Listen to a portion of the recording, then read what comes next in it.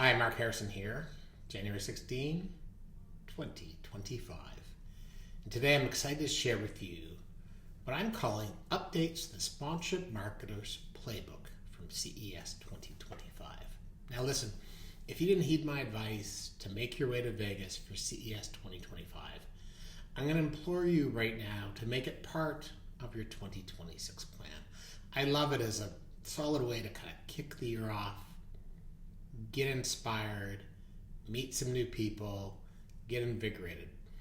And I think there's some magic that CES actually runs this in the first week of January, because as much as many of us want to get back to work, it also can be a bit of a slower week.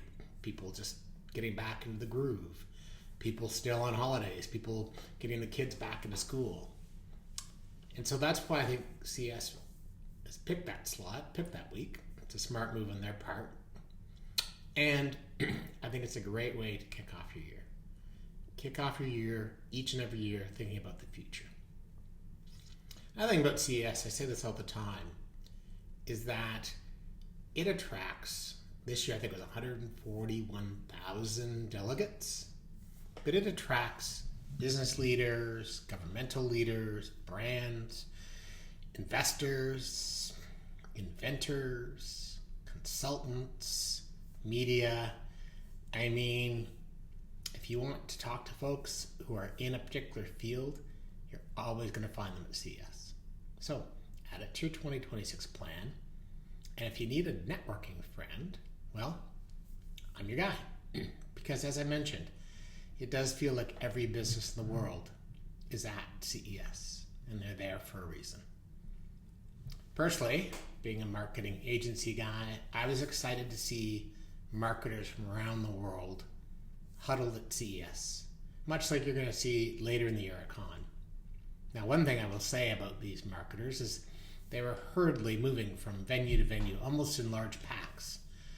It kind of made me wonder, like, is there a technical term for a group of marketers walking in a pack, trying to protect themselves from an onslaught of media salespeople, vendors, consultants, agency guys? I don't know, but there's a question for you. I'd love to hear your answers. Now, the reason that CES attracts so many different groups of people in such large numbers, literally in droves, is because it really does deliver ROI. On my way home, and by the way, I had the last row in the airplane, I was sitting next to a gentleman who told me that he'd been to CES several times. I think he said 4. He'd never once gone to a session or walked the trade show floor. Yet this event is his number one for doing business on an annual basis. And this year, 2024, was no exception. He walked away with a significant deal from a large Australian government, or conglomerate, not a government, to prove it. Now, I will give him credit that while he says he doesn't walk the show floor and says he doesn't attend sessions, his organization does take out a lounge in a hotel, sets it up for demo, for client hosting. So my unknown travel buddy, he probably had a little bit of an advantage over me. On the other hand, though, I did attend several informative sessions. I truly tried to network the best of my ability. I was trying to infiltrate those multi-legged marketer swarms. And I also made my way around the trade show, although admittedly not for enough time, in search of inspiration. And while on one hand, the show this year, CES, was maybe more subdued in terms of the grand pronouncements. I mean, I can remember a couple years ago being told flat out, you're never going to attend this show physically again. You're only going to attend it through the metaverse. This year, there's a general lack of these kind of crazy, over-the-top proclamations. But I did come away with some insights, maybe some playbook additions that you can add to your life for the daily grind. And I'm going to share them with you in a series of miniature stories. And those stories are going to kick off with one about a soccer dad. And the soccer dad I'm referring to is a gentleman by the name of Dr. David Tan. He's a soccer dad and a computer vision expert. Now, by the way, that is not on my LinkedIn profile, soccer dad and computer vision expert. And he runs a company that invented the XBot Go, which is this AI-empowered mobile phone bracket that literally transforms you and your smartphone, wherever mine might be at the moment, there she be, into, effectively like a talented professional sports camera operator. So the way it works, and it's super cool, is that the arm, you mount your phone on the arm, and you can point your phone and through the app identify that you want the phone to follow the ball or the puck or a particular cyclist or runner or a particular player. And then basically its intuitive design follows the action around on your behalf and records what you want covered. So you want to cover the ball, you want to see where all the action is. It's basically an AI camera operator. You want to follow your daughter, how she's playing, you train it on your daughter or the referee or whatever's important to you, and it'll follow along. And Dr. Tan, who runs a pretty interesting company, Suzhou Deep Foresight Technology, is now working on actually mounting cameras that you buy on the XBot Go robotic arm. So you can set up 3 or 4 different vantage points for the event, just like a professional sports broadcasting situation. And on your phone, you'll be able to identify, I want to go to camera 2, I want to go to camera 4, I want to show a replay, I want to do, basically a pan shot, whatever you're looking to. This is kind of amazing to imagine that once you get the power of the switching, zooming, tracking, and replays in your hand, that it's going to allow small event organizers to turn their games into an event that's really worth streaming.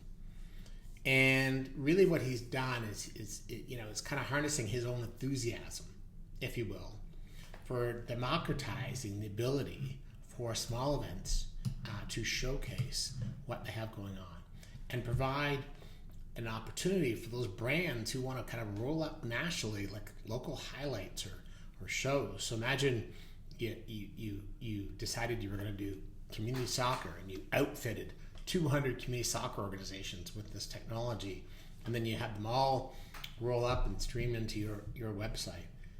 Gives you an opportunity to take local highlights and make them go to scale. Now, somebody who's already at scale is the NBA. And one thing that I really liked at CES is to see one of their lead partners, Hisense, who activated their NBA partnership at CES. And I think this is always a really clever thing when you're a brand and you've got a big partnership and then you've got a partnership, that has nothing to do with that big partnership, but you bring that first partnership to the second partnership. And I think that's a brilliant way to bring things to life. So what does basketball have to do with CES? Well, if you go back to the origins of CES, where it was really about unveiling technology, Hisense unveiled a bunch of their new features in their cutting-edge design, their cutting-edge TVs that are really tailored for basketball fans. One, for example, is this new concept around vision beyond the court. And it allows you to use a bunch of, here we go, AI-powered features, which enable fans to access real-time stats, dynamic replays, and even, you like that, did you? And even fan view, which, kind of reminiscent to Dr. Tan, going back to allowing the fan to pick the view that she likes best, that suits her individual preferences. Another big brand that was there kind of talking sports and what they're doing in different areas was Abbott. And Abbott took a really interesting take on kind of being involved with CES, because what they really want to talk about was that, Abbott's here to help people be healthy, to save lives, to pioneer innovation. Year-round, Abbott runs a pretty interesting activation tour called We Give Blood, where they set up mobile blood donation stations at major events, including CES, a lot of sports events. And they invite fans to be the MVP by donating blood. And so Abbott, who's obviously a health-focused brand, has tied itself to that emotional power of sports, creating a really interesting, purpose-driven sponsorship that, quite frankly, leaves an impact. And, when they were partnered with folks like the Big Ten, their mobile blood donation campaign, just in their partnership with the Big Ten, contributed to saving 60,000 lives. So the power there lies in the purpose. Now, IBM kind of followed a interestingly similar playbook, where because CES is in Vegas and that's the home of UFC, and IBM last year became a big partner with UFC, they actually went to the UFC Performance Institute, where they brought out media and influencers and content collectors and creators, and they were able to show at the Institute how IBM uses Watson, real-time data, to analyze fighter performance, predict match outcomes, even recommend training that different fighters could do to adjust. And they bundled this all up in something they've called, called Fight IQ, which provides an interactive tool for fans to explore different strategies right during the match. And this brings the fans, even closer to the sport, allowing them to transform their viewing experience through the use of data. And I think this concept of data, when we often think, data's everything right now in sports. Well, data is, is this not so secret weapon for creating next level fan engagement. And, IBM has a long history in this. They've partnered with sporting events, Wimbledon, US Open, Masters, ESPN Fantasy Football for over 30 years. Now, speaking of partner with sports, Mars Corporation did something fun with Snickers. Now, if you've turned on the television, seen a Snickers ad, you know that they're pretty upfront in telling you that, if you're hungry, you're not yourself. And for years, they've kind of had these interesting ads where they've had, one famous actor or actress being the before version, the hungry version, maybe Betty White, and then after they have a Snickers, they turn into a towering, hulking football player or The Rock or someone.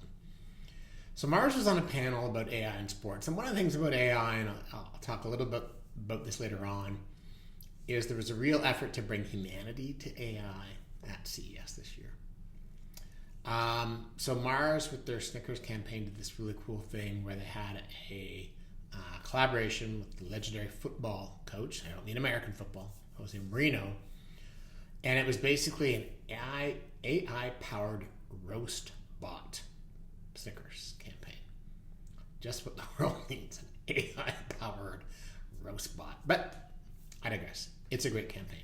And the whole idea here is that fans can get personally roasted by Mourinho. So what happens is you might have created or caused what one would call like a life own goal, right? A life own goal is, where you decide that you're going to text your buddy you work with about how stupid your boss is. Just had a meeting with Harrison, he's so dumb. But then you sent the text to your boss by mistake. And so your friend then goes onto the Snickers platform and provides this situation, and then your friend gets delivered a own goal from the powered roast bot, an own goal message. And I think this is really a neat use of AI. Gulen Bengi, who's the Mars lead global chief marketing officer, what she said was really interesting. Like, we're not just selling Snickers, we're creating moments. And one of the core values of the Snickers brand is humor. So they really stayed close to their brand values. Now, you might say, well, that's authentic. And I kind of cringe a bit when I hear this word authenticity. It's not a word that I love. I actually don't have a problem with the word. My problem is the number of people that just toss it around, And so I sat in a session with Oatly, and I thought about how they actually are one of those brands that truly is authentic. And their spokesperson on the panel, Sarah Sutton, really came across in a clear way about what the the brand it represents. They have a quirky ethos. They're big fans of reminding brand marketers to embrace their quirkiness, embrace their individuality, especially in this time where we've got to see a sameness. And they've done so many interesting things, right? They have a potato stamped logo. They're very proactive on things like misinformation. And they do a lot of fun things. They actually have a department of mind control that creates their stunts and their activations. And so, when it comes from an organization that lives their values day in, day out, they do a annual anti-dairy campaign on Capitol Hill in Washington. They are true to who they are. A lot of organizations, brands, and industry leaders are talking about the amazing growth in women's sports. And my next story that I want to share with you is that diversity nets diversity. iHeartRadio launched a women's sports audio network because they had a powerful data point that proved this launch will be financially successful. And that is when you look at women's sports, diverse sports, such as the WNBA, they found that 80% of that cohort who watched the WNBA, they identify themselves as diverse. And so if you want to get to diverse audiences, it's pretty clear you need to work with diverse properties and diverse platforms. And when they launched the Women's Action Sports Network, you had brands from Elfskin to Capital One jumping on board. The advertising market for women's sports has grown by 300% in 3 years. That diverse audience is the audience that people are after. Speaking about purpose and impactful, one of the best panels that I went to included Smile Train, the American Cancer Society, the American Heart Association, the Alzheimer's Association. And they had a really good conversation about how purpose-driven initiatives can create lasting change. And it was a great panel, and I could share a bunch of different things with you, but I'm actually going to skip to what for me was the mic drop. And the mic drop was learning what the true definition of a charity is. And amongst all the conversation that I heard on this panel, this definition of charity was by far the piece, the not even a nugget diminished it, but the barrel of gold that I took away. And that is the definition of a charity. The definition of a charity is to amplify other people's humanity. And I never thought of it that way. Now, speaking of humans, I went to the panel with Maria Taylor from Sunday Night Football and Mark Marshall, who's the chair of NBC Universal, Partnerships and Advertising. And, admittedly, because I love sports and I see Maria Taylor on, I was drawn a little bit of celebrity factor here. I'm not gonna lie to you. I have to tell you that Mark Marshall gave a masterclass on how a corporate leader should be on a panel. He was humble, self-deprecating, yet insightful. He had a really great sense of timing. He threw a few fun barbs at Maria Taylor. I really liked it. They're both absolutely fabulous. And so that was one of those sessions that really made me excited about, CES, because I think sometimes just seeing somebody who's got a big role, be a human being, is amazing. There's a lot of other really interesting examples. LG's entire event space was entitled Affectionate Intelligence. There seemed to be a real overtone amongst CES exhibitors to bring some humanity back. There were robot companions, which, gotta be honest with you, I don't find that very humane. But really, if I was to put a headline around CES, is whatever business you're in, for me to be in sponsored marketing, there are new plays to add to your playbook by investing the time and energy to an event like CES. Mark Harrison, signing off, Jan 16, 2025.